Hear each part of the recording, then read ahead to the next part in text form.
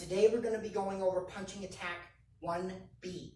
Now this one is very similar to punching attack 1A, but there's one extra motion. And the same as last time, we're going to start with no resistance. We're going to build up into more resistance until Jalil is basically just punching me back.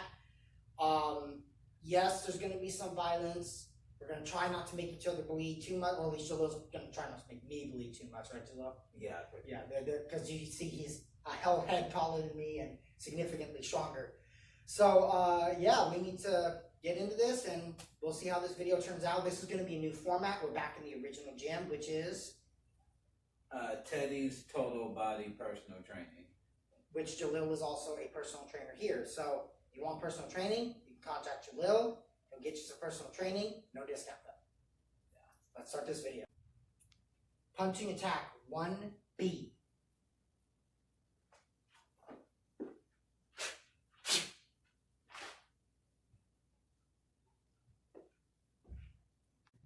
Okay, so now let's break that down a little bit so we know what's happening in that punching attack. So just like in punching attack 1A, it starts with stepping out at a 45-degree angle. This is the most important motion because it teaches you to move out of the way of an incoming attack. At the same time as I'm stepping out, I'm brush blocking and outward blocking. What this does is if my opponent throws a punch, I'm moving it out of the way with the brush block and I'm blocking it with this one. With my outward block. This brush block is not meant to be a catch-all block. It's literally here to give me a couple seconds of wiggle room so I don't get punched in the face. From here, I snap kick my opponent in the groin, and unlike 1B, or 1A, sorry, he's punching at me. So now I have to hit downward. And I'm hitting downward on his fist, blocking that fist. Now I'm going to punch him in the temple, low from there, and chop him across the throat. And then I'm going to step back and cover, just like in all of our other Kajukenbo punch attacks. Okay, so now we're going to go over the no resistance portion of the video. And in the no resistance portion of the video, Jalil is just going to feed me the punches. I'm going to respond to them naturally in the form. And there's not going to be any physical violence yet. This is literally just... This is how the form was written. This is how it's performed. So Jalil's going to start off by throwing a cross punch. I'm going to step, brush, and outward block. I'm going to snap kick him in the groin, and when he throws that second fist, I'm going to hammer fist it out of the way, punch him in the temple, and then chop him in the throat. This will cut off his windpipe and prevent him from breathing for about a good maybe 5-10 seconds in a fight, which, as anyone who's ever fought before, 5-10 seconds is forever, correct? All right, so that's the no resistance portion of the training. Now we're going to move on to light resistance. Now we're going to move on to the no give. Sorry, I said light resistance, but I actually meant the no give part of the film. So in this part, Jalil is going to feed me the punches, just like he did before, but instead of moving out of the way when I make contact, he's going to lock his arms in place, and he's going to have to let me muscle my way through, either using the technique or whatever natural muscle I have. So let's begin from here. Once again, Jalil's going to start with a cross punch to my face. I'm going to step, brush, and outward block. I'm going to kick him in the groin, and when he throws that second fist, he's locked in. I can move him slightly, hit him in the head, and chop him in the throat. But he does move when I chop him in the throat, so I have to angle my hand down slightly. But the technique still works if your opponent is resisting you slightly. So now we're going to do light resistance. And in this part, Jalil is essentially going to move away from me, and I'm going to have to chase him down. He's not going to move me too far, just a natural fighter step, but it still involves a moving target. So let's begin. As always, Jalil's going to start with a cross punch. I step out, brush him outward. I kick him in the groin, and as he steps back, I have to chase him. But I can hit his fist out of the way, so I'm still hitting the correct target. But he's too far for my fist to hit. So now I have to step and punch him. And then he's going to move away again because he just got hit. I can still catch him with that chop, but it's not going to be as effective, nor is it going to be as accurate. So now we're going to move on to moderate resistance. And in moderate resistance, Jalil is going to block, and he's going to try and move around from side to side, front to back, Basically, this is where he has some level of training. We're gonna say about beginner kickboxer level. So he's not gonna be beating me up all the way. He's still gonna be trying to feel me out before he comes in for any combos. But I'm going to be using my technique off of his exploratory cross. So Jalil starts with a cross. I block. I go to kick. He moves. So I go to hammer. He blocks it, and he tries to block the punch. But I notice that he's chained up. I can pull him off balance with this and chop him. But my chop is going to hit his shoulder, which is not going to be effective. So instead, what I can do is pull him off balance and chop down. I'm still doing the chop, and now I have to really modify the technique to get it to work. So as we see, it starts to change at about moderate resistance. So when you're fighting someone who has some level of skill. So now we're going to move on to regular resistance. And as we can see, Jalil is wearing Everlast Fit gloves. I like them. They work very well. And it's in case of any accidents, like he moves too far, I don't move far enough, I don't block fast enough, and I get, bopped in the head. It happens. It's a martial art video. People may get hit. If you're not willing to get hit, that's, you're just doing martial arts for fitness purposes, not self-defense purposes. So let's start. As before, in regular resistance, Jalil is going to be moving. He's going to be dodging. He's going to be trying to hit me. This is where we get into sparring with your other martial art friends. So Jalil starts with a cross. I block it. I go to kick him. He doesn't block it. I hammer his arm out of the way. He blocks the punch, hits me in the head. I go to load up this chop. His arm is in the way. I'm stuck here. The technique is over. At this point, now I'm just fighting for my life. But as we see, my hits didn't land as well. So now we have to think about modification. What can we do to make the technique work? So when Jalil goes to throw his punch, I block, I kick, and he moves. I grab his arm and I hammer fist. Now I've got him chained up. I can grab the other arm, pull him down, and punch him in the head. Then that same chop to the back of the neck. Technique was modified, same feel though. And as an MMA fighter, how did that feel to you? It felt kind of like an MMA fight because like when I went for that second punch, you grabbed me. Mm-hmm. So it kind of felt like but if I would have moved in closer for a clinch, we would have went in more like a wrestling persona of it. Yeah. So as an MMA fighter, sparring with your buddies, you would still recommend the technique, but it wouldn't be like a go-to. It would be like, oh, we're just playing around, we're just having fun, I'm trying something cool. Yeah, pretty much. All right, so now we see technique has to be modified and didn't hurt him, but we're starting to have problems with our technique. We got to think about that in the future.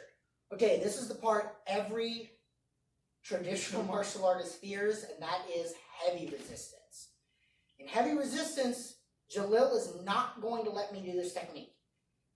There's no sparring. He's just going to try and take me down. He's going to try and hurt me. He's still wearing the Everlast Fit gloves just so he doesn't knock my teeth in. But I'm fully expecting to maybe see a takedown, maybe see a couple combinations coming from him. His goal at this point is winning a fight. I'm going to get bopped a couple times. I may cry. So I'm not out there. And for the first part of it, though, I just wanted to show you guys the weaknesses of the technique. So as he go, I'm going to tell you which side that I'm able to find an opening on, and then we'll modify it so those openings won't be exposed. All right. So once again, as all of these, he's going to always start off with a cross because that's how the technique starts. So he throws his cross. I block it. I go to kick him. He moves out of the way. When I go to hammer, he grabs. Yeah, so when I grab his arm, right, if I push it this way, his face is exposed. That's how come I can get his face right here. So that's the part of the technique that will expose him. And at that moment, the technique is over. I've been turned to the side. I can no longer throw the punch. I'm being hit in the head. It's not going to work too well. So now let's try to modify it so that doesn't happen. So he throws his cross. I block. So far, so good. When I throw the kick, he moves, and he's going to throw the cross. I can see it and dodge, but the problem is now, when I go to throw this, he's still there. So what would you recommend instead of a full-on kick like this? What would you recommend instead as an MMA fighter? Well, instead of the kick, because you can kind of see that coming.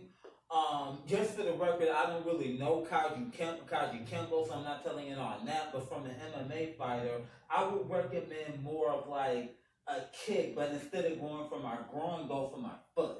So you're recommending more like the knee to shin area. Yeah, exactly. So it kind of trips me up a little bit. All right, so let's try that. So he throws a punch here, kick him in the shin. Yeah, exactly. And So I'm he stunned. stumbles immediately, which is good because I can throw it and grab his other hand and punch him in the head. And then I can throw a chop if I want, or a chop this way if I want. So that little modification, that one kick to the shin, made it better on a striking standpoint. But how about grappling? If Jalil was going to take me down. So he starts off with a punch or something. He just needs to get in. I go here, I go to kick him, and now he's pulling me. I'm here, and I'm on the ground. And apparently he's going to ground and pound me. So the technique fell apart on a grappling standpoint. What would you recommend? So on the grappling standpoint, I recommend, so when I go for that punch, right, Yep. if you miss that kick, what you do with this hand and push it out the way, like already have it and move it out the way. So I can't really hit you with my other fist. And then as you're doing that, yeah, you can go for either an elbow or from there, hold on, reset. So I go to kick, block with that one, but grab my head with your hand right here and then throw me that way. All right, so we have some modifications there. I think the modifications are pretty good, but as we see with those modifications, none of those are going to end the fight. It's just made to get him away from me. This is a beginner's technique. It is not meant to end a fight. It's not meant to fight an MMA fighter. It's not meant to fight trained combatant in the street. It's meant to fight dummy who doesn't know what he's doing. So, one of the things that we have to consider going forward is modification, training with MMA fighters, and above all, keep it simple. None of the modifications Jalil showed me were out there, crazy, wacko modifications. Down to earth, a quick grab here, a quick chop here, a quick transition here, something to make it work.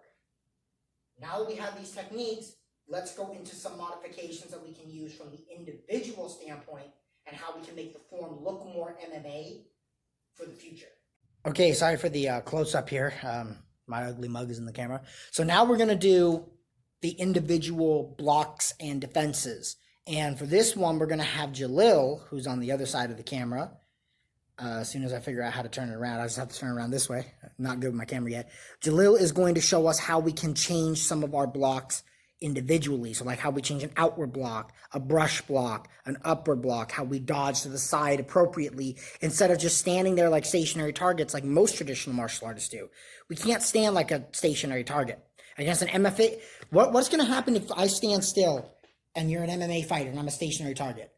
And you're a stationary target and you stand still, I'm going to take you down. Because the MMA fighter, we punch and then all of a sudden we got you like this, just like that. Yeah, whereas in traditional martial arts, we're so used to our partners and our training, combatants are ukes, which will be a video that we do later. I might do it. I don't know if Jalil will join me in that video. But our ukes will stand still and allow us to do the technique, and we get so used to that we don't modify it. So let's modify this technique. Let's make it work on an MMA standpoint individually. All right, so Jalil, take us through how you would use this form as an MMA fighter, how it would look from an MMA standpoint. Okay, so from an MMA standpoint, instead of doing the underhand side block, what MMA fighter will mostly do is just outside. We won't take our arm down. We'll just simply pivot to the side a little bit and knock it out the way. As for that kick, I will use my left leg and then kick the shin, so it kind of gives them a stun. So while they're paying attention to that, my left hand comes, bam, for that punch. And instead of doing a chop, I would prefer you have them on the side, you go, bam, an elbow. Now, with these modifications that we have, Jalil is going to show the MMA style of that form, and he's going to do it on me. So, I'm going to be punching to him, and he's going to be performing it as an MMA fighter would perform it. So I throw my cross, Yeah, so I knock his hand out the way, and then I step and kick his shin. So That hurts. yeah, yeah. So from right there, he's stunned. Bam! I want to get him in the temple. He drop guard right here. Boom! And like elbow him in the ear, and then take him down if I have to. Okay, so that was some different modifications that we could do with punching attack 1B. As I said, this is a beginner form of Kajukenbo, and I'd like to thank my friend Jalil, who is a personal trainer at Teddy's Total Body. And, you know, we're going to keep making videos. We're going to try and explore these techniques. Hopefully, we get better and better as this goes along. And hopefully, we'll learn something, and you'll learn something. And as always, if you have any suggestions, any comments, or any questions, leave it in the comment down below. But above all, please keep it civil.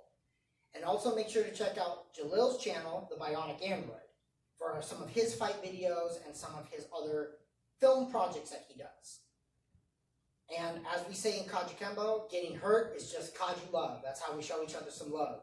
So, to give you guys a Kajukenbo salute, thank you for joining us. We hope to see you next time.